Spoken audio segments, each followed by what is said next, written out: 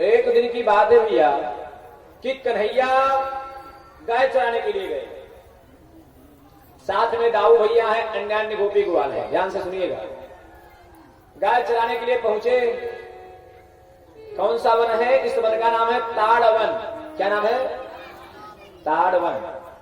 ताड़ वन में क्या होता है? ताड़ का वृक्ष लगा है, ताड़ के वृक्ष लगे तो फल भी लगे हैं। सभी ग्वाल वालों ने निवेदन किया कन्हैया से कि हे कन्हैया, मैं ताड़ के फल को खाना चाहता हूं। कन्हैया ने कहा कि मैं नहीं जानता, दाऊ भैया से जाओ मिलो।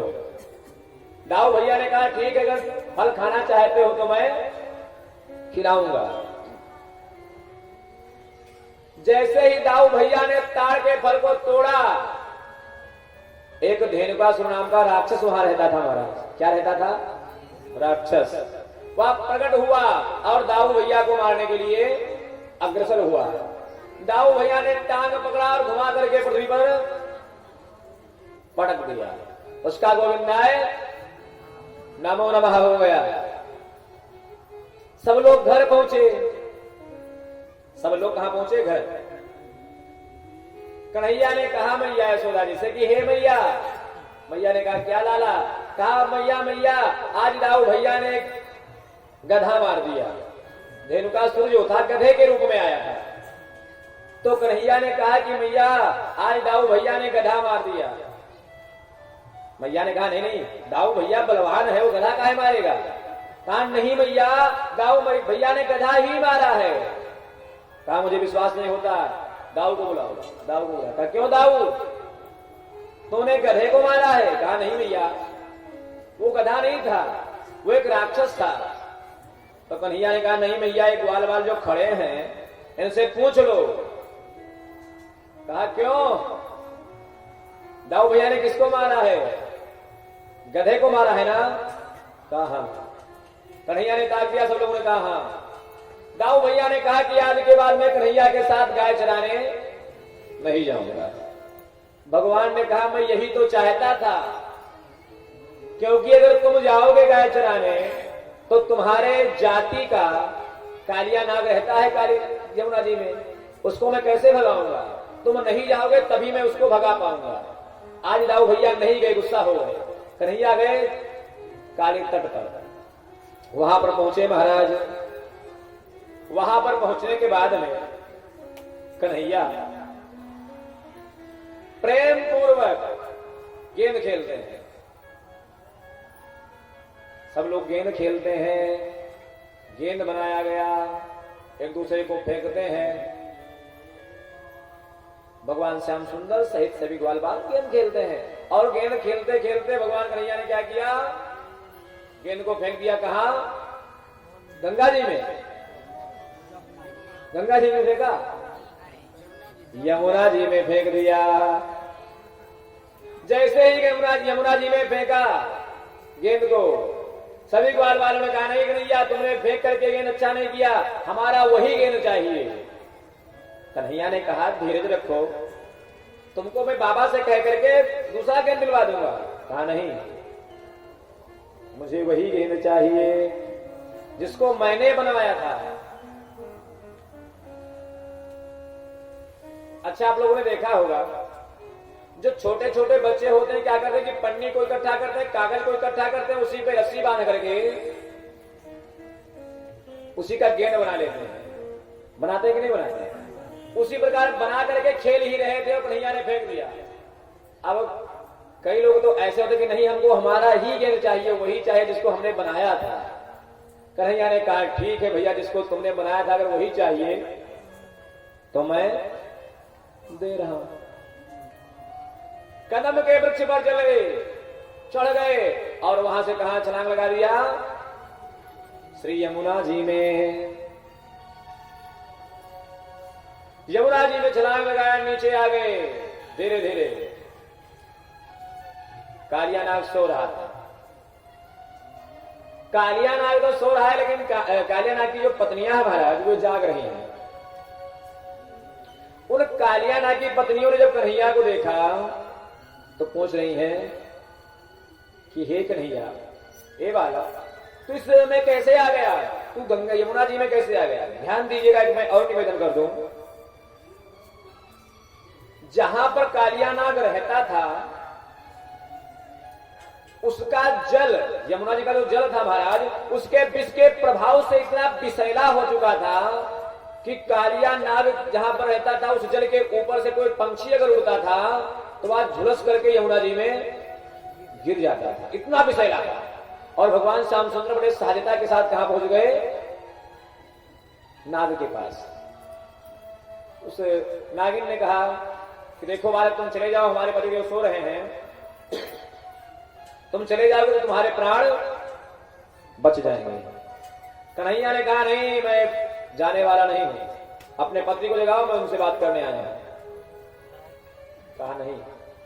भगवान ने पैर से उसके पूंछ पर प्रहार किया। अब प्रहार जैसे किया महाराज, जागा कालियानाग, और कालियानाग जाग करके भगवान श्री कृष्ण के ऊपर विषों से प्रहार करने लगा, विष छोड़ने लगा भगवान श्याम सुंदर के ऊपर।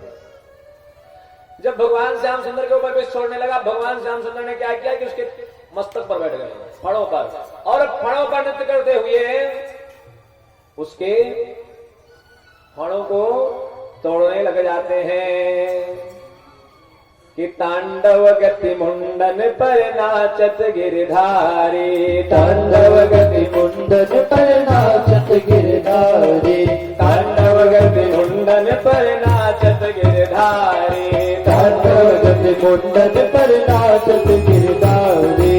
पम पम पम पग पट गत पम पम पम फनन पर पम पम पम पग पट गत पम पम पम फनन पर, पम पम पम पग पट गत पम पम पम फनन पर, पम पम पम पग पट गत पम पम पम फनन पर। बिम बिम बिम बिनति करत नाग बधुआली, बिम बिम बिम बिनति करत नाग बलिहारी। तांडव गति मुंडन पर नाचत गिरधारी, तांडव गति मुंडन पर नाचत गिरधारी।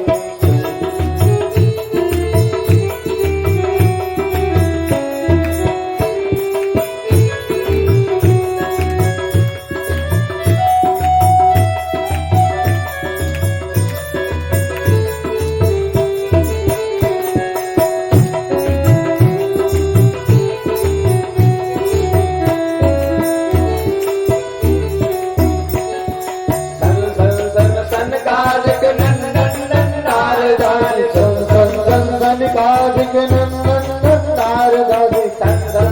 सनकादिक नंदन नारदादी, सनकादिक नंदन नारदादी। गंगन गंगंधर्व समय देश पाली, गंगन गंगंधर्व समय देश पाली।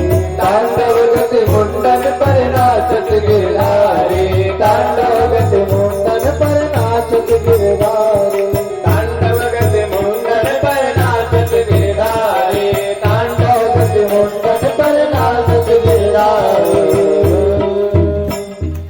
भगवान नृत्य करने लगते हैं महाराज, और कालिया नाग के फड़ों को घायल कर देते हैं।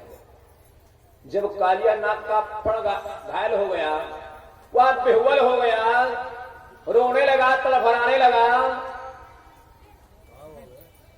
और भगवान का तांडवगत जो नृत्य है रुक नहीं रहा है महाराज। तो नाग पत्नियों ने स्तुति की है, ध्यान दीजिएगा, ध्यान दीजिएगा, नाग पत्नियों ने स्तुति की है। स्तुति क्या किया? नाग पत्नियां कह रही कि हे भगवान श्याम सुंदर, तुमने बड़ा अच्छा किया। भगवान ने कहा क्या अच्छा किया? नाग पत्नियां कहती हैं कि न्यायो ही दंडा कृतकिल विशेष में तवावतारा खलने ग्रहाय। हे प्रभु, आपका अवतार दुष्टों के संहार के लिए हुआ है, दुष्टों को सुधारने के लिए हुआ है। नाग पत्नियां कह रही हैं, कालिया नाग कह रहा है, मन में सोच रहा है, पत्नियां हो हमारी, पत्नी मेरी और प्रशंसा दूसरे की, ये अच्छा कर रहे हैं क्या? भगवान कालिया नाग को दंड दे रहे हैं, और नाग पत्नियां कह रहे हैं कि आप बहुत अच्छा कर रहे हो, आपका अवतार ही दुष्टों के संहार के लिए होता है। कालिया नाग अंदर अंदर बड़ा गुस्सा होता है, लेकिन कुछ कर नहीं सकता महाराज। फिर नागपत्नियां कहती हैं कि हे प्रभु, भगवान ने जब कहा, भगवान ने मानो कहा हो कि हे नागपत्नियां, मैं तुम्हारे ऊपर प्रसन्न हुआ, तुम हमारी प्रशंसा कर रही हो, वरदान मांगो। तो नागपत्नियां क्या मांग रही हैं, ध्यान से सुनिएगा। कि नानाग पृष्ठं न च सार्वभौमं ना पारमेष्ठ्यं न रसाधिपत्यं ना योग सिद्धे न पुनर्भवं वा वाञ्छन्ति यत् पादरज प्रपन्ना। नागपत्नियां कह रही हैं कि हे प्रभु, मैं आपसे नागलोक नहीं मांग रही हूं, ना मैं स्वर्ग मांग रही हूं, ना मैं बैकुंठ मांग रही हूं, ना योग सिद्ध न पुनर्भवं वा, ना कोई योग की आकांक्षा रखती हूं, ना ही कोई आपसे सिद्धि मांग रही हूं। तो भगवान ने कहा तुम सिद्धि नहीं चाहती हो, लोक नहीं चाहती हो, धन वैभव नहीं चाहती हो, तुम चाहती क्या हो? अच्छा है कि पत्नी के लिए सबसे अत्यधिक आवश्यक चीज क्या है, उसके लाइफ में क्या है? पति। क्योंकि श्री जानकी जी ने कहा था कि जिह बीनु देह नदी बेनु वारी, जिह बीनु देह नदी बेनु वारी, जिह बीनु देह नदी बेनु वारी, जिह बीनु देह नदी बेनु वारी। तय सेवनाथ पुरुष बेनु नारी, बेनु देह बेनु नारी। जिस प्रकार से नदी बिना जल के नहीं रहती, जिसी प्रकार शरीर में प्राण अगर नहीं है तो कुछ नहीं है, ठीक उसी प्रकार एक पत्नी के जीवन में अगर पति नहीं है तो कुछ नहीं है। तो अब सीधा कह भी नहीं सकती कि हमको हमारा पति वापस कर दो, क्योंकि पहले कह रही कि आप बड़े अच्छा कर रहे हो, दुष्टों को दंड देने के लिए आपका अवतार होता है, तो कैसे कहें कि हमारा पति हमको वापस कर दो? तो नाग पत्नियों के चातुर्यता को देखो आप लोग, क्या कहती हैं कि वांछन्ति यत् पादरज प्रपन्ना, हे प्रभु आप अपने चरण रज दे दो। चरण रज भगवान कालिया नाग के सिर पर हैं और चरण रज चाहिए, तो जब पृथ्वी पर होंगे तभी तो चरण रज मिलेगा। जब फण से उतरेंगे पृथ्वी पर तभी तो चरण रज मिलेगा, कि वैसे मिल जाएगा? चरणों की धूली जब पृथ्वी पर उतरेंगे तभी मिलेगा। भगवान ने कहा वाह क्या बात, बड़ा अच्छा दिमाग लगाया। भगवान नीचे उतरते हैं महाराज, और जब भगवान नीचे उतरते हैं, जैसे ही भगवान नीचे उतरे, कालिया नाग का, और ध्यान दीजिएगा आप लोग इधर, कालिया नाग का और भगवान श्री कृष्ण का वार्तालाप हुआ है। क्या वार्तालाप हुआ? कालिया नाग ने कहा कि हे प्रभु आप हमको यह बताओ, आपने हमको दंड क्यों दिया? भगवान ने कहा तू दुष्ट था, विषैला था। तो कालिया नाग ने कहा कि ये बताओ हमको सर्प की योनि किसने प्रदान की? भगवान ने कहा हमने। कहा सर्पों को दुष्ट स्वभाव किसने दिया? कहा हमने। कहा सर्पों के मुख पर विष किसने दिया? हमने। इतना उग्र स्वभाव सर्पों को किसने दिया? कहा हमने। तो कालिया नाग कहता है कि तन मन धन सब तेरा, सब कुछ है तेरा, स्वामी सब कुछ है तेरा, तेरा तुझको अर्पण देगा प्रभु को सब अर्पण, क्या लागे मेरा ओ जगदीश हरे। कहा तन आपने दिया, उग्र स्वभाव आपने दिया, विष रूपी धन आपने दिया, तन मन धन तीनों आपके चरणों में समर्पण है, मैं क्या करूं? तो भगवान ने कहा, रे कालिया नाग, तुमको मैंने सर्प योनि दी, मुख में विष दिया, दुष्ट स्वभाव दिया, तो मैंने तुम्हारे रहने के लिए एक नागलोक अलग से बनाया है ना, तुम नागलोक में रहो। तो कालिया नाग ने कहा कि हे प्रभु, मैं नागलोक में नहीं रह सकता। कहा क्यों? तो कालिया नाग कहता है, नागलोक में एक नियम था। पहले ऐसा था कि गरुड़ जी नागलोक जाते थे और नागलोक से सर्पों को खाया करते थे। तो सभी सर्प लोग पीड़ित होकर के किसके पास पहुंचे? ब्रह्मा जी के पास। तो जब ब्रह्मा जी के पास पहुंचे, निवेदन किया कि हे ब्रह्मदेव, गरुड़ जी से हमारी रक्षा कीजिए। तो ब्रह्मा जी ने कहा कि देखो, तुम लोग प्रत्येक दिन एक सर्प गरुड़ जी के लिए निकाल दिया करो, और तुम लोग प्रेम पूर्वक रहो। तो यह नियम बन गया कि प्रत्येक दिन एक सर्प गरुड़ जी के लिए निकाला जाएगा। तो कालिया नाग दुष्ट था, जो गरुड़ जी के लिए सर्प निकाला जाता था उसको स्वयं खा जाता था। तो गरुड़ जी को बात पता चली, तो गरुड़ जी ने कहा, क्यों कालिया नाग, मारने के लिए दौड़ पड़े? तो कालिया नाग को यह भी पता था कि गरुड़ को श्राप है कि यमुना जी में नहीं आएंगे। कालिया नाग आकर के उसी समय से यमुना जी में रहने लगा। अच्छा, गरुड़ को श्राप किसने दिया? एक बार की बात है कि सौभरी ऋषि, ध्यान से सुनिएगा, सौभरी ऋषि यमुना जी के किनारे तपस्या कर रहे थे, संध्या वंदन कर रहे थे, और उसी समय यमुना जी के पास गरुड़ जी उड़ते हुए आए और यमुना जी में से एक मछली निकाल करके पकड़ करके खा गए। तो सौभरी ऋषि संत थे, दया आ गई महाराज। उन्होंने गरुड़ जी को श्राप दे दिया कि अत्र प्रविश्य गरुणो यदि सामस्यान खादति सद्यः प्राणाभियुज्येत सत्यम में तद ब्रवीम्यहम्। मैं सत्य कहता हूं कि यदि गरुड़ आकर के इसमें मछली खाएगा तो जल करके भस्म हो जाएगा। उसी समय से गरुड़ जी नहीं आ गया। हे प्रभु, मैं गरुड़ यहां नहीं आते हैं, इसलिए मैं यहां पर छिप करके रहता हूं। भगवान ने कहा, जाओ, तुम्हारे मस्तक पर हमारे चरण कमल पड़े हुए हैं और तुम प्रेम पूर्वक चाहे जहां वास करो, गरुड़ जी तुमको प्रणाम करेंगे, क्योंकि तुम भी अब वैष्णव हो चुके हो और वैष्णव का सम्मान करते हैं।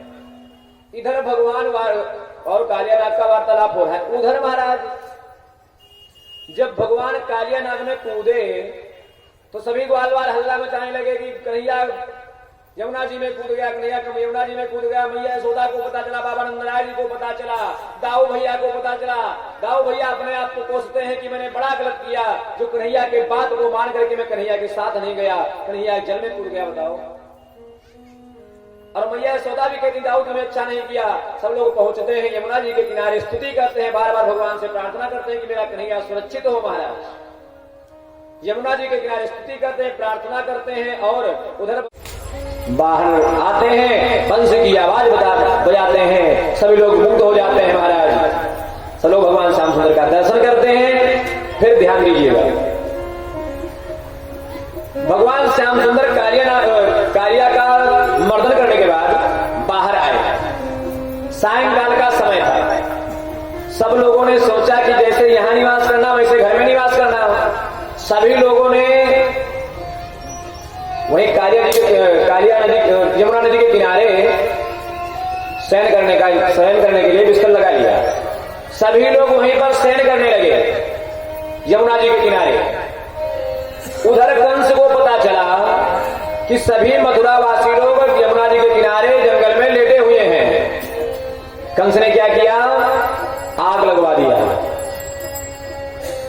कौन सा समय है? रात्रि का समय है। रात्रि में आग लगवा दिया महाराज। और जैसे ही आग लगा, सभी ग्वालवाल, सारी गोपिकाएं उस आग के तेज से पीड़ित होकर के भगवान श्याम सुंदर की शरण में आती हैं और भगवान श्याम सुंदर इन लोगों की रक्षा करते हैं। आग किस समय लगा? रात्रि में। भगवान ने रात्रि में इन लोगों का रक्षा किया। चले आए, वृंदावन आए, प्रातःकाल हुआ। फिर आज जब भगवान घर पर पहुंचे तब फिर पुनः भगवान ने भांडीर वन, कहां गए? भांडीर वन, गायों को चराने के लिए गए। जब कंस को पता चला कि कन्हैया भांडीर वन में गाय को चराने के लिए आया है, तब फिर आग लगवा दिया। चारों तरफ से आग लग गया महाराज। फिर सभी ग्वाल बाल भगवान श्याम सुंदर के शरण में जाते हैं। भगवान इनकी रक्षा करते हैं। भगवान ने दिन में भी रक्षा की है और रात में भी अग्नि से रक्षा की है। भगवान का एक नियम है महाराज। क्या है? भगवान का एक नियम है कि मैं अपने भक्तों को दिन रात देखता रहता हूं, अपने भक्तों की रक्षा में दिन रात करता रहता हूं। और भगवान ने यहां पर सिद्ध भी कर दिया है कि अहम प्राणाश भक्तानां भक्ता प्राणा ममापि च ध्यायन्ति च मां नित्यं तां स्मरामि दिवानिशम्। भगवान ने रात्रि काल में और दिन में गोप ग्वालों की रक्षा करके यह साबित कर दिया कि हम भक्त वत्सल हैं। बोले भक्त वत्सल भगवान की। इसके बाद आती है चीरहरण की कथा।